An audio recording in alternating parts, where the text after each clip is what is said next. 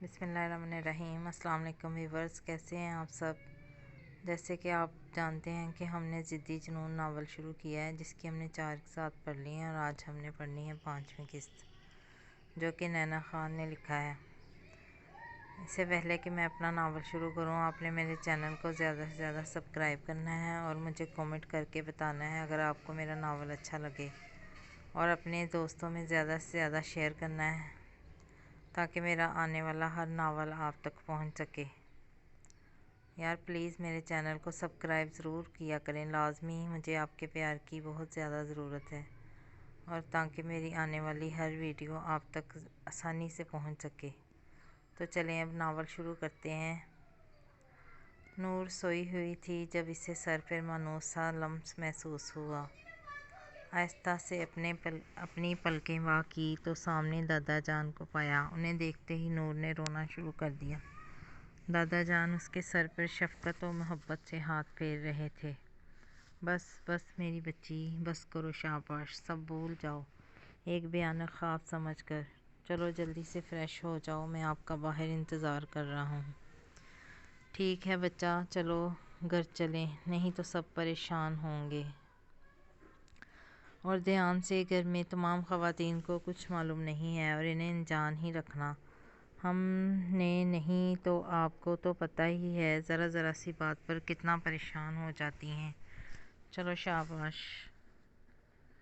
دادا جان اسے فریش ہونے کا کہہ کر خود باہر اس کا انتظار کرنے لگے، اور نور تھوڑی دیر بعد باہر آئی تو اسے خاموشی سے لے کر گھر کی طرف روانہ ہو گئے۔ سالار نے ہی دادا جان سے کہا تھا کہ اسے لے جائیں۔ سالار نہیں چاہتا تھا کہ عین اس کے غصے کا شکار ہو۔ سالار نے باکس کھول کر اس میں سے ہرے رنگ کا سانپ نکالا اور باکس کو بند کر دیا۔ رباب سانپ کو دیکھ کر لرز گئی۔ ابھی اس کی نگاہیں اسی پر مرکوز تھیں کہ سالار نے اسے رباب کی گردن پر رکھ دیا۔ سانپ نے اس کے گلے میں جاتے ہی گھیرا ڈال دیا اور اپنی گرفت سخت تر کر دی۔ رباب کا سانس لینا دوبر ہو رہا تھا۔ بند ہوتی سانسوں کے ساتھ اس نے سانپ کو ہٹانے کے لیے ہاتھ بڑھایا تو سالار نے اسے روک دیا۔ اگر تم نے اسے ہاتھ لگایا تو یہ تمہیں کاٹ لے گا، پھر 2 سیکنڈ کے اندر اندر تم مر جاؤ گی۔ شفقت سے سالار نے تنبیہ کرنا ضروری سمجھا۔ رباب کے ہاتھ وہیں ٹھہر گئے۔ آنسو بھری آنکھوں سے وہ اسے دیکھنے لگی۔ اس کی آنکھوں میں موجود سوالوں اور بے چارگی کو دیکھتے ہوئے طنزیہ مسکراہٹ ابھری۔ پھر قدرے آگے کو جھکتے ہوئے اس نے وحشت سے بھرپور خوفناک آنکھوں سے اس کی آنکھوں میں دیکھا۔ آئندہ عین سے دور رہنا، چبا چبا کر کہا گیا۔ آئندہ تمہاری وجہ سے وہ کسی مصیبت میں آئی تو اسے تمہارے حلق میں ڈال دوں گا اور نکالوں گا بھی نہیں۔ گوٹ اٹ۔ رباب سکتے کے عالم میں اسے سن رہی تھی۔ اس کے ایک دم دھاڑنے پر بمشکل سر ہاں میں ہلا سکی۔ سالار نے جب دیکھا کہ رباب کا چہرہ خطرناک حد تک سفید پڑ چکا ہے اور بمشکل ٹوٹ ٹوٹ کر سانس لے رہی ہے، تو اس نے آرام سے سانپ ہٹا کر باکس میں ڈال کر بند کر دیا۔ رباب گلے کو مسلتے ہوئے بے تحاشا کھانسنے لگی۔ دفع ہو جاؤ، سالار گررایا۔ رباب بجلی کسی تیزی سے یہاں سے بھاگ گئی۔ اپنے کمرے میں بند ہو کر سالار کے اس رویے اور حرکت پر پھوٹ پھوٹ کر رو دی۔ نور گھر آ چکی تھی اور اپنے کمرے میں آرام کر رہی تھی۔ جو بھی گزرے دن ہوا اس کے اعصاب بری طرح متاثر ہوئے تھے، جس سے اسے بہت تیز بخار ہو گیا تھا۔ ڈاکٹر نے اسے نیند کا انجیکشن دیا تھا اور اسے آرام کرنے کا کہا تھا، اس سے یہ بالکل ٹھیک ہو جائے گی۔ کتنا پڑھتی ہے نا میری بچی، اسی لیے بیمار ہو گئی۔ اسے کتنا کہتی ہوں کہ کبھی آرام بھی کر لیا کرو، مگر نہیں، کہاں سنتی ہے یہ لڑکی۔ شمائلہ بیگم نے پریشان کن لہجے میں اس کے سر پر ہاتھ پھیرتے ہوئے کہا، جو پیلا پڑ چکا تھا۔ ٹھیک کہہ رہی ہو شمائلہ، مجھے تو لگتا ہے کہ اسے کسی کی نظر لگ گئی ہے، ہمیں اس کی نظر اتارنی چاہیے۔ حورم بیگم بھی نور کو لے کر بہت ٹینس تھیں۔ نجمہ بیگم اور نسیمہ بیگم کا حال بھی ان سے جدا نہ تھا۔ تمام گھر والے اسے لے کر بہت پریشان تھے۔ رات گئے ہر کوئی اسے دیکھنے آتا رہا۔ اگر کوئی نہ آیا تو رباب اور سالار تو گھر پہ ہی نہیں تھا، اور رباب، وہ تو ابھی تک خود خوف کے زیر اثر تھی۔ کسی نے نور کیا ہو یا نہ ہو برہان نے اس بات کو کسی نے غور کیا ہو یا نہ کیا ہو، برہان نے اس بات کو بہت نوٹ کیا تھا۔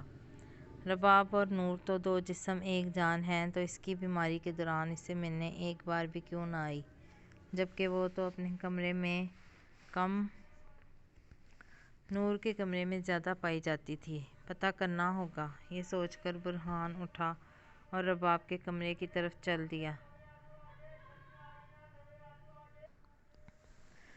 رباب کمرے میں بند، لائٹ آف کیے اپنے بستر میں چھپی لیٹی ہوئی تھی۔ اسے نور کے بارے میں پتہ چلا تھا، مگر بہت چاہنے کے باوجود بھی اس کے پاس جانے کی ہمت نہ کر پائی۔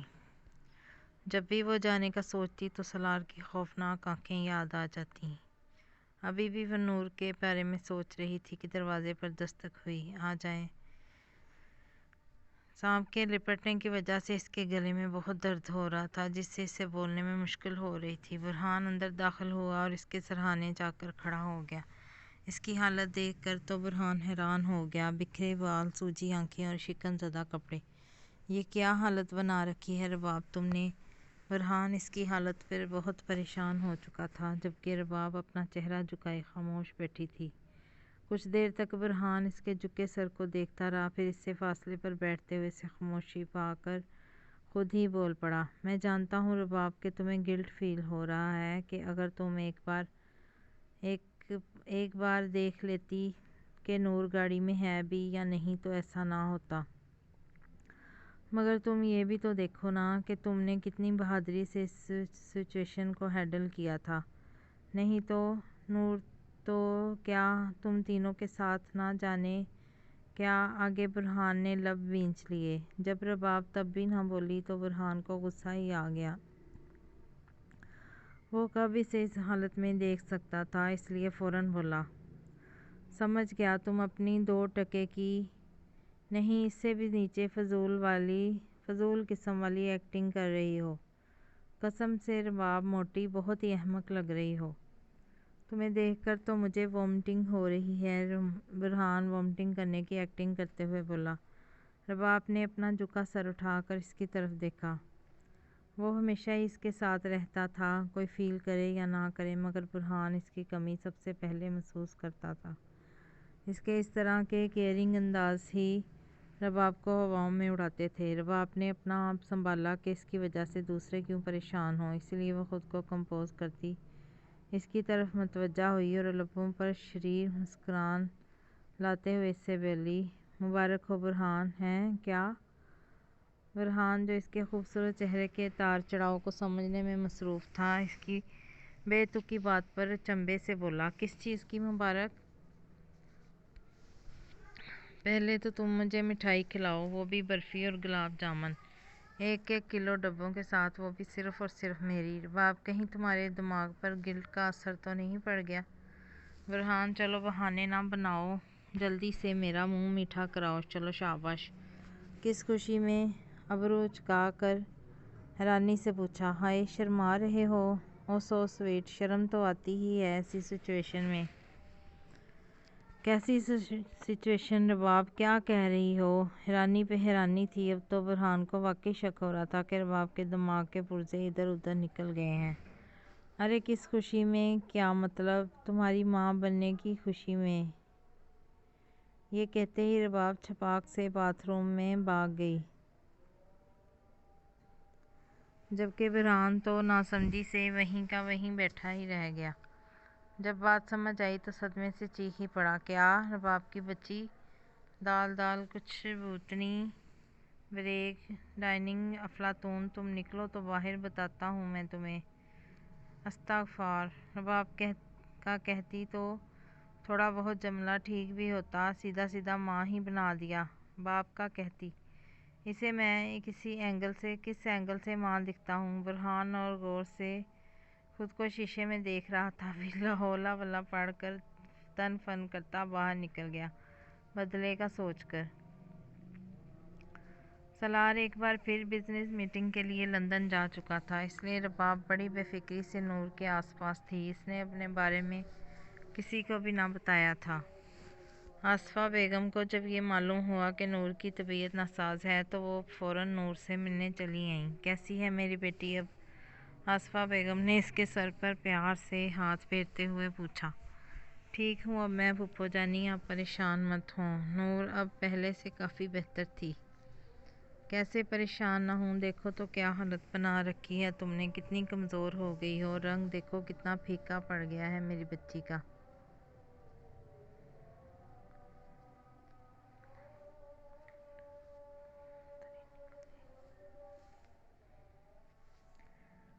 شمائلہ بیگم ان کے لاڈ پیار سے نہال ہوئی جا رہی تھی کہ کوئی ان کی بیٹی سے ان کی طرح پیار کرتا ہے۔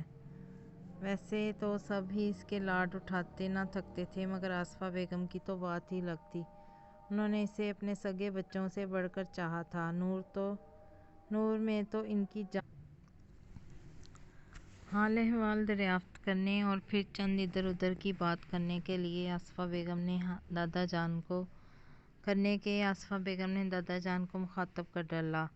ابو جان مجھے آپ سے کچھ چاہیے، لاڈ بھرے لہجے میں آصفہ بیگم نے دادا جان کا ہاتھ پکڑ کر کہا۔ ارے آج میری صفو کہاں سے آ گئی، مرزا سکندر انہیں بچپن میں پیار سے کہا کرتے تھے۔ مانگو کیا چاہیے میری بچی کو۔ شمائلہ بیگم ان دونوں کے انداز کو دیکھ کر ہلکا ہلکا مسکرا رہی تھی۔ ابو جان مجھے نور العین چاہیے اپنے عرفان کے لیے۔ آصفہ بیگم نے بغیر بات کو گول گھما پھرا کر کرنے کے بجائے سیدھا سیدھا بول دیا۔ شمائلہ بیگم تو خوش ہو گئیں، انہیں تو کب سے یہی خواہش تھی، مگر بیٹی کی ماں ہونے کی وجہ سے کبھی کچھ کہہ نہ سکیں۔ مجھے خوشی ہے کہ تم نے ایسا سوچا، مگر میں نے نور کے لیے سالار کو سوچ رکھا ہے۔ سالار کی جیسی زندگی گزری ہے احساس کمتری اور محرومیوں میں، تو میں چاہتا تھا کہ اس کے لیے کوئی ایسا کوہ نور پاؤں جو اس کی زندگی میں نور ہی نور بکھیر دے، اسے اپنا غمزدہ ماضی بھلانے میں مدد کرے، اسے نئی حسین دنیا میں لے کر جائے۔ میں اس کے چہرے پہ وہ سکون دیکھنا چاہتا ہوں جو میں کئی سالوں سے نہیں دیکھ پا رہا ہوں، بہت کوشش کرنے کے باوجود بھی، اس لیے نور سے بہتر تو کوئی ہو ہی نہیں سکتا۔ ان کی بات پر آصفہ بیگم کا چہرہ بجھ سا گیا، جبکہ شمائلہ بیگم تھوڑی حیران سی ہوئی تھی۔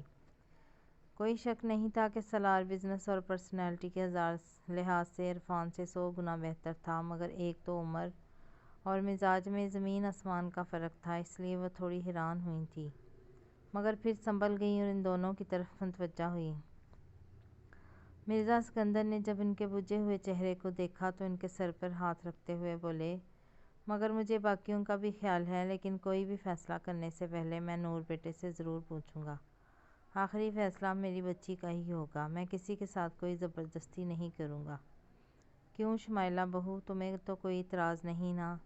ان سے بات کر کے انہوں نے شمائلہ بیگم سے رائے جاننی چاہی۔ نہیں ابو جان، آپ کی ہر بات سے میں متفق ہوں۔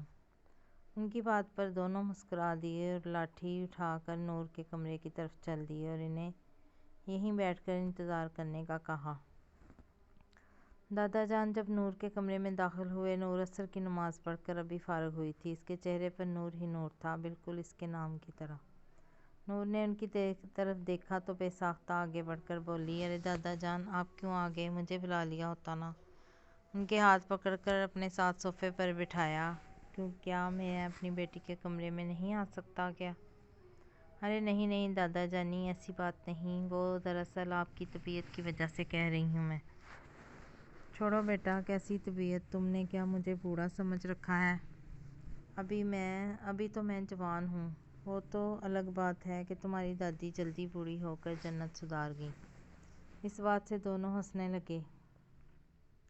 میرا بیٹا کیسا ہے؟ پیار سے اس کے چہرے کو دیکھتے ہوئے پوچھا۔ میں اب بالکل ٹھیک ہوں، مسکراتے ہوئے نور نے ان سے کہا۔ نور بیٹا، میں ایک خاص مقصد سے آیا ہوں، مجھے امید ہے کہ آپ گھبراؤ گی نہیں اور سوچ سمجھ کر فیصلہ کرو گی۔ ان کی بات سن کر نور الجھ سی گئی۔ کیسی بات دادا جانی؟ بیٹا، آصفہ نے تمہارے لیے عرفان کا رشتہ ڈالا ہے، مگر میں نے تو سالار کا سوچ رکھا تھا۔ اب تم ہی فیصلہ کرو کہ تم ان دونوں میں سے کسے چنتی ہو۔ دادا جان نے تو بم ہی پھوڑا تھا اس کے سر پر۔ نور کا تو سالار کا نام سن کر ہی دھچکا لگا۔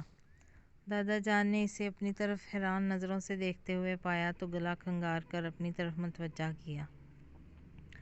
بولو بیٹا۔ جب کچھ سمجھ نہ آیا تو نور ایک دم سے بولی، दादा जानी अभी तो मैं पढ़ रही हूँ। तो फिर इतना कहकर नूर खामोश हो गई और बेचारगी से दादा जान को देखने लगी। ओहो बेटा जानी, इसमें तो कोई परेशानी की बात नहीं है बेटा, अभी तो सिर्फ निकाह होगा और फिर रुखसती आपकी पढ़ाई मुकम्मल होने के बाद, जब आप कहें। अब नूर क्या कहती, कभी ना कभी तो ये सब होना ही है। तो जी ठीक है, आहिस्ता आवाज़ में कहा गया।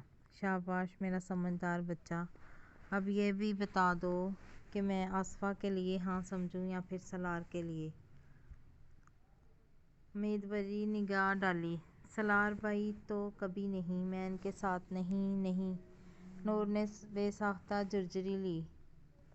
वो दादा जानी आप आसफ़ा पुप्पो को हाँ बोल दें। सर झुकाकर दादा जान को अपना जवाब दे दिया। इसके जवाब पर पहले तो वो बुझ से गए, फिर संभल गए। खुश रहो बेटा, इसके सर पर हाथ रखते हुए बोले और बाहर निकल गए। जब उन्होंने इसका फ़ैसला आसफ़ा बेगम को सुनाया तो उनके साथ शुमाइला बेगम भी खुशी से नहाल हो गई। आसफ़ा बेगम ने मिठाई मंगवाकर सब में बांटी और मुंह भी मीठा करवाया।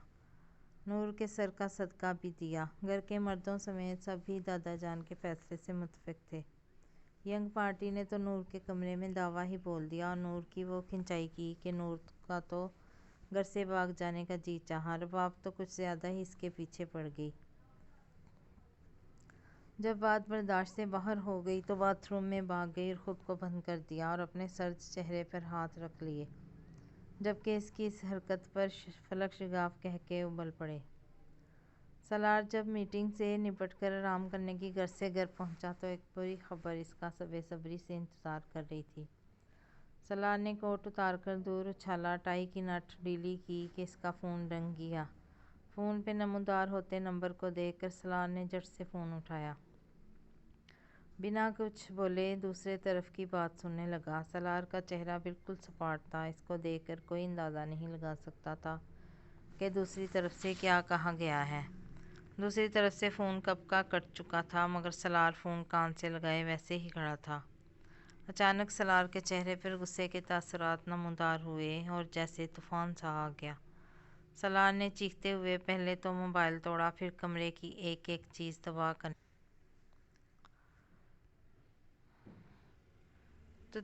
तुमने ये क्यों किया? हाँ। वो इस तरह ही अंदाज में अपने टेरेस पे खड़े इधर से उधर चक्कर लगा रहा था। वो बार बार अपने बाएं हाथ से अपना सीना मसर रहा था, जबकि इसका दायां हाथ इसकी गर्दन की पुश्त पर धरा था, जिसे इसने सख्ती से पकड़ कर रखा था। एक अजीब सी जुनूनियत थी इसके अंदाज में। पहली नज़र पड़ने पर वो किसी और ही जहां का वासी मालूम होता था। इसकी आंखों में एक अजीब सी वहशत थी, जिसे देखकर इंसान अपने आप को टुकड़ों में बढ़ता हुआ महसूस हो। अचानक वो रुका। वो ऐसे लग रहा था जैसे किसी ने बर्फ़ का सफ़ेद हसीन मुजस्मा खड़ा कर दिया हो।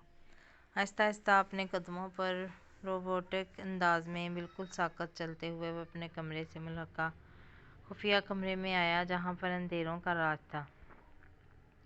एक शीशे के डब्बे में से इसने कुछ निकाला। यकायक इसकी आंखों में एक अजीब सी चमक उभरी, एक ख़तरनाक जला देने वाली चमक। फिर एकदम इसने इस चीज़ को अपने मुंह में रख लिया, जैसे किसे कैद कर लेना चाहा हो। अपने अंदर सख्ती से पेवस्त होंठों को वो शीशे में देख रहा था। इसकी आंखों की चमक एकदम से बढ़ गई थी और बिना आवाज़ के वो अपने ख्यालों में इस हस्ती से मुखातिब था, जो थोड़ी देर कबल इसकी इस तराबियत की वजह थी। एक दिन तुम भी इसी तरह मेरी कैद में होगी, मेरे पास, मेरे जहां में, सिर्फ़ और सिर्फ मेरे जहां में, क्योंकि तुम मेरे इश्क का जुनून हो और मेरे जुनून को तुमसे ज़िद है तुम्हें पाने की। इसकी गर्दन गुरूराना अंदाज में एकदम तनी हुई थी। वो चीज़ इसके मुंह में मचल रही थी, तड़प रही थी, मगर कोई फ़ायदा नहीं। वो एक वहशी इंसान की कैद में थी, मगर इस इंसान को इससे कोई हमदर्दी, कोई डर महसूस तक ना हो रहा था। मगर वो आखिर क्या चीज़ थी? वो चीज़ थी बिच्छू।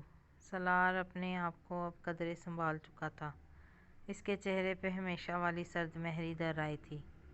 इसने इंटरकॉम पर नादर को कहा कि इसकी फ़्लाइट की टिकट बुक करवाए आज रात की फ़ौरन, और साथ ही सख्ती से आर्डर किया कि अगली बार वे यहाँ आए तो करीम यहाँ मौजूद हो।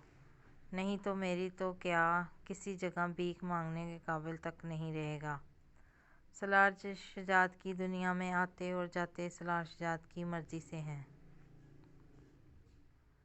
نادر اب بھلا کیا کہہ سکتا تھا سوائے کریم کی درگت بنتے ہوئے دیکھنے کے۔ بے شک وہ چھٹیاں لے کر گیا تھا اور ابھی چھٹیاں پوری بھی نہ ہوئی تھی کہ سالار اسے واپس بلا رہا تھا، اور پتہ نہیں چھٹیاں بھی کیسے دی تھی اس نے۔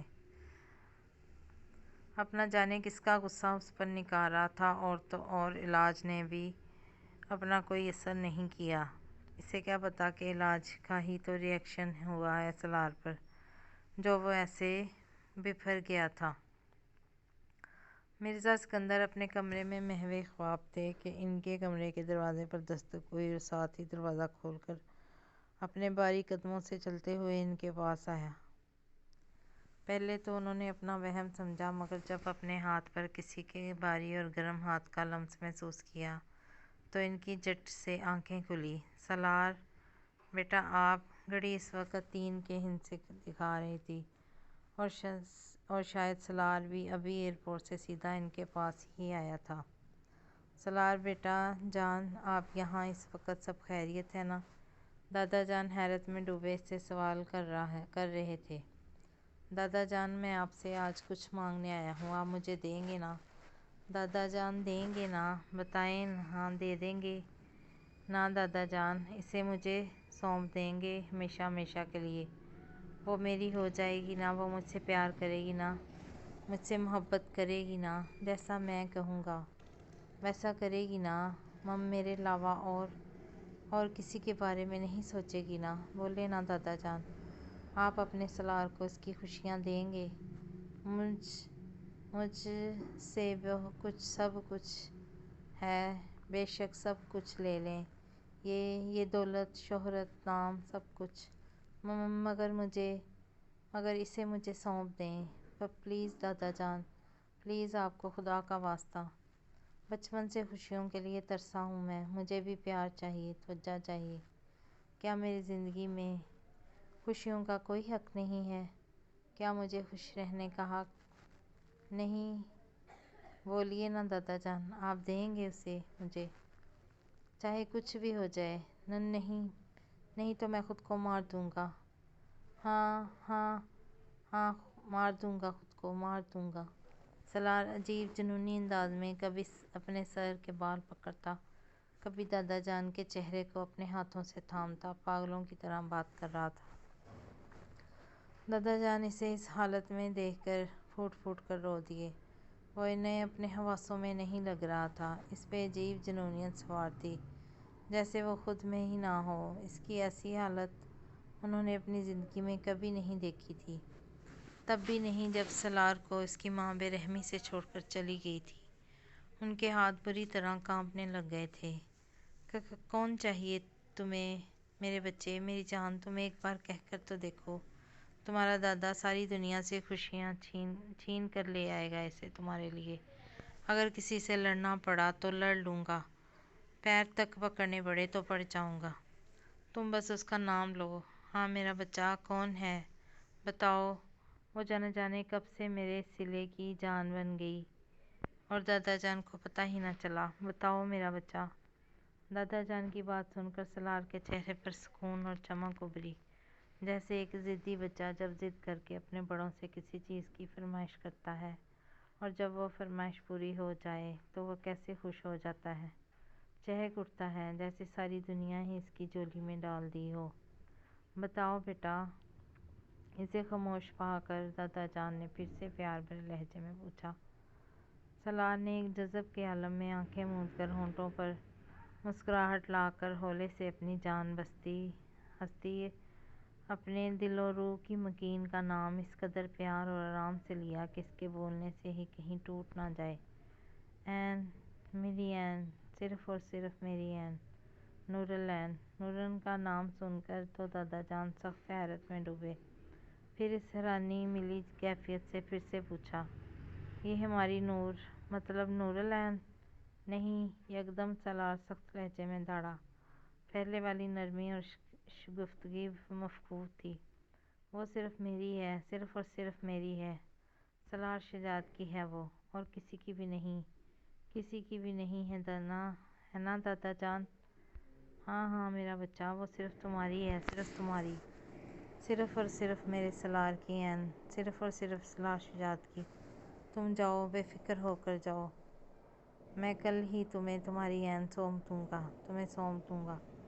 سالار کا ماتھا چومتے ہوئے انہوں نے اسے یقین دلایا۔ ان کی بات پر سالار پرسکون ہوتا اٹھا اور اپنے پورشن کی طرف چل دیا۔ اس کے کانوں میں دادا جان کی بات بازگشت کر رہی تھی، تمہاری عین سونپ دوں گا۔ آج کا دن بہت ہی خوشگوار ماحول لے کر بیدار ہوا۔ ہر کوئی تیاریوں میں مگن تھا۔ کوئی جلدی جلدی کپڑے لینے بازاروں کی طرف دوڑ رہا تھا اور کوئی اپنی میچنگ کی چیزوں کے لیے، جبکہ تمام خواتین مہمانوں کے کھانے پینے اور باہر کی ارینجمنٹ کی دیکھ ریکھ مردوں کو سونپ رکھی تھی اور باقی کے کاموں میں مصروف تھیں کہ کہیں کوئی کمی بیشی نہ رہ جائے۔ ہر کوئی ادھر سے ادھر دوڑ رہا تھا کیونکہ اس گھر کی سب سے چھوٹی اور لاڈلی بیٹی کا نکاح جو تھا آج۔ دادا جان نے آج صبح ہی تو ناشتے پہ یہ خبر سنائی تھی کہ آج نور کا نکاح ہوگا، تو جو تیاریاں کرنی ہیں وہ کر لیں اور نور کا سارا سامان اس کے روم میں پہنچ جائے گا، تو اس کے لیے پریشان ہونے کی کوئی ضرورت نہیں۔ یہ کہتے ہی دادا جان بنا کسی کی طرف دیکھے اور سمیں اٹھ کر اپنے کمرے کی طرف چلے گئے۔ باقی سب تو بے حد حیران تھے کہ ابھی تو بات پکی ہوئی تھی اور ابھی آج ہی نکاح، مگر پھر کسی نے بھی خوشی میں اضافہ نہیں خریدا اور تیاریوں میں جٹ گئے۔ پھر تو سمجھو کہ بگدڑ ہی مچ گئی خواب جہاں میں۔ حیران تو نور بھی بہت تھی۔ سالار نے جب سنا تو اس کی خوشی کا کوئی ٹھکانہ نہ تھا، وہ تو زمین پہ ہی نہیں ٹک رہا تھا۔ اس نے لندن فون کر کے نادر سے پورے گھر کو سجوانے کا کہا، ان سب کو تیار ہونے اور شادیانے بجانے کو کہا تھا، اور ساتھ ہی حکم دیا تھا کہ یہ سب لازمی ہونا چاہیے کیونکہ سالار شجاعت کی سانسیں ہمیشہ کے لیے اس کے پاس آ رہی ہیں، ہمیشہ کے لیے۔ تمام تیاریاں ہو چکی تھیں۔ رباب نور سے دور تھی۔ اسے جب پتہ چلا کہ سالار گھر پر ہی ہے تو وہ احتیاط برت رہی تھی۔ نور کا ڈریس آ چکا تھا، جسے دیکھ کر سب حیران اور ستائش بھری نظروں سے دیکھ رہے تھے، پسند کو سراہے جا رہے تھے۔ ارے واہ نور، عرفان بھائی کی پسند تو واقعی لاجواب ہے۔ کریم رنگ کے خوبصورت ویڈنگ گاؤن کو دیکھ کر مشا چہکتے ہوئے بولی، جو کہ نکاح کی مناسبت سے تھوڑا ہیوی پر بالکل پرفیکٹ لگ رہا تھا۔ لیکن میں پہنوں گی کیسے؟ یہ کتنا بھاری ہے اور بہت بڑا بھی، میں تو گر ہی جاؤں۔ نور نے کبھی اس طرح کا لباس زیب تن نہیں کیا تھا، اس لیے وہ پریشانی سے منہ بسور کر معصومیت سے بولی کہ کہیں وہ گر ہی نہ جائے۔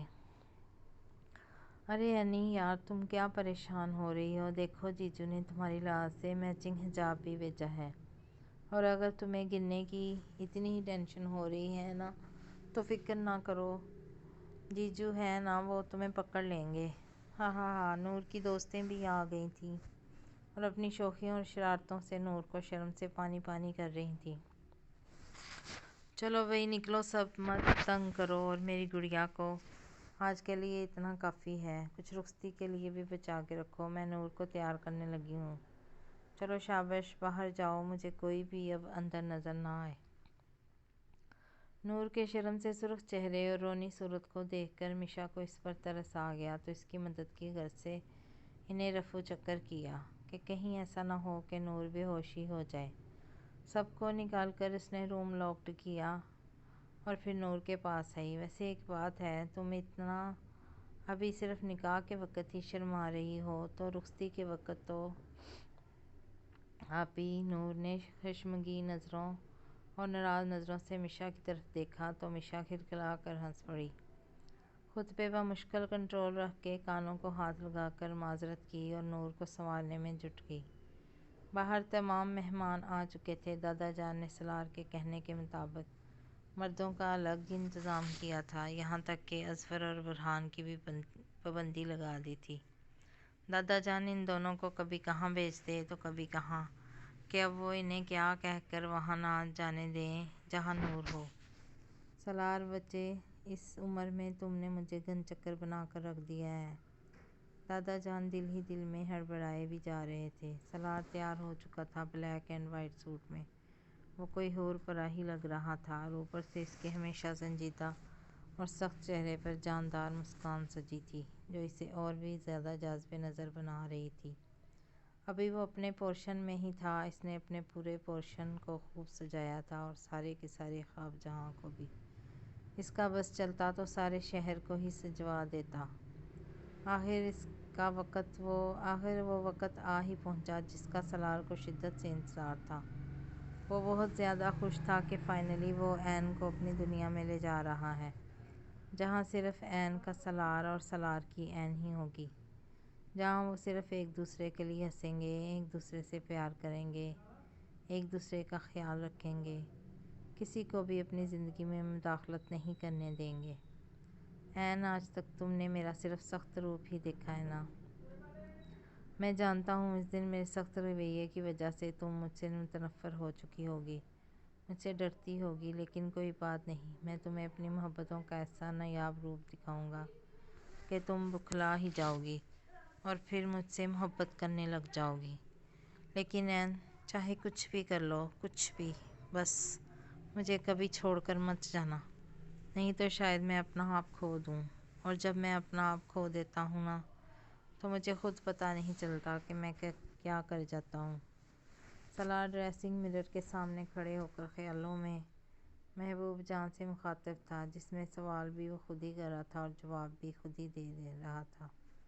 اتنے میں دادا جان کا بلاوا آ گیا کہ نکاح کا وقت ہو گیا ہے، اب آ جاؤ۔ سلار ایک نظر خود پر ڈال کر کوڑ درست کرتا نیچے ہال میں چل دیا، جہاں نکاح کا انتظام کیا گیا تھا۔ سب لوگ مڑ کر سلار شہزاد کی شاہراہانہ شخصیت جو رشک بھری نظروں سے دیکھ رہے تھے، اور کئی لڑکیاں تو دل ہی ہار بیٹھیں، جبکہ سلار شہزاد تو کب کا کسی اور پر اپنا دل تو کیا اپنا آپ نچھاور کر چکا تھا۔ نور اپنے کمرے میں ہی تھی۔ سلار کو دادا جان نے اپنے پاس بلایا اور مولوی صاحب سے نکاح شروع کرنے کا کہا۔ باقی گھر والے تو سلار کو دیکھ کر سن ہو گئے کہ یہ کیا، سلار کا نکاح نور کے ساتھ؟ تو عرفان، مگر کیسے؟ سب ورطہ حیرت میں ڈوب چکے تھے۔ ان تمام سوالوں کا جواب وہ ان مہمانوں سے بالکل نہیں حاصل کر سکتے تھے، اس لیے وقتی مسلط کے تحت خاموش ہو گئے۔ سلار دستخط کر چکا تھا۔ دادا جان، مولوی صاحب اور چند لوگوں کے ساتھ نور کے کمرے میں داخل ہوئے۔ نور اس وقت سادہ سی چادر میں گھونگھٹ نکال کر بیٹھی تھی۔ مولوی صاحب نے جب نکاح شروع کیا تو نورالعین تو کیا، سب کے سب حیران ہو گئے سلار کا نام سن کر۔ جب مولوی صاحب نے دوسری بار ان سے پوچھا کہ آپ کو قبول ہے، تو نور کو خاموش پا کر دادا جان نے مان بھرا ہاتھ اس کے سر پہ رکھا تو میکانیکی انداز میں کب نور نے ہاں بولا اور کب دستخط کیے اسے کچھ خبر نہ ہوئی۔ وہ تو شاکڈ میں تھی۔ نکاح کے بعد سب مرد حضرات باہر نکل گئے اور ہال میں آ کر سب ایک دوسرے کو مبارکباد دینے لگے۔ سلار کو جب پتہ چلا کہ این سائن کر چکی ہے تو سلار فتح اور خوشی سے سرشار، اس کا بس نہیں چل رہا تھا کہ وہ این کو ان سب سے کہیں دور لے جائے ہمیشہ کے لیے۔ اتنے میں مشا سجی ہوئی راہداری سے نور کو لے کر اندر داخل ہوئی تھی۔ جیسے ہی سلار کی نظر این پر پڑی تو بنا پلک جھپکائے وہیں کی وہیں ٹھہر گئیں۔ سارے سلار کو دیکھ کر حیران ہو رہے تھے، کیونکہ اس کے چہرے پر محبت، دیوانگی، جنون، عشق، تڑپ اور نہ جانے کیا کچھ تھا نور کے لیے۔ نور آہستہ آہستہ اس کے قریب آ رہی تھی اور سلار کی دھڑکنیں بڑھتی جا رہی تھیں۔ نور کو بٹھا دیا گیا تھا، مگر سلار کھڑا بنا پلک جھپکائے اسے ہی دیکھ رہا تھا۔ دادا جان اس کی اس حالت پر بمشکل اپنی مسکراہٹ چھپاتے ہوئے اس کا ہاتھ پکڑ کے کھنگارے اور اسے بیٹھنے کو بولے۔ سلار بغیر ان کو دیکھے نور کو ہی اپنی نظروں میں رکھتے ہوئے بیٹھ گیا اور اپنا رخ اس کی طرف ہی رکھا۔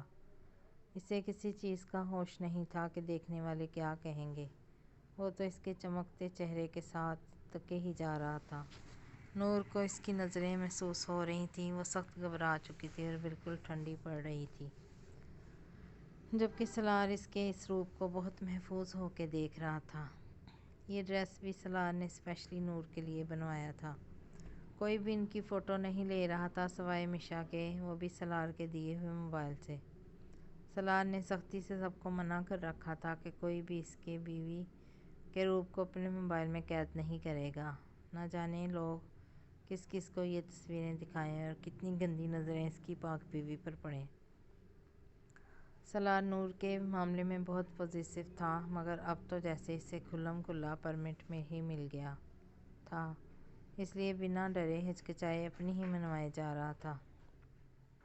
کافی دیر گزر چکی تھی، سب مہمان کھانا بھی کھا چکے تھے۔ دادا جان نے نور سے کہا کہ جاؤ بیٹا آرام کر لو، کمرے میں جا کر تھک گئی ہوگی۔ نور دادا جان کی بات سن کر جلدی سے ابھی کھڑی ہی ہوئی تھی کہ اچانک سلار نے اس کا ہاتھ پکڑا اور بولا کہ ہاں چلو میں بھی بہت تھک گیا ہوں، جبکہ باقی سب دنگ نظروں سے کھڑے کے کھڑے رہ گئے۔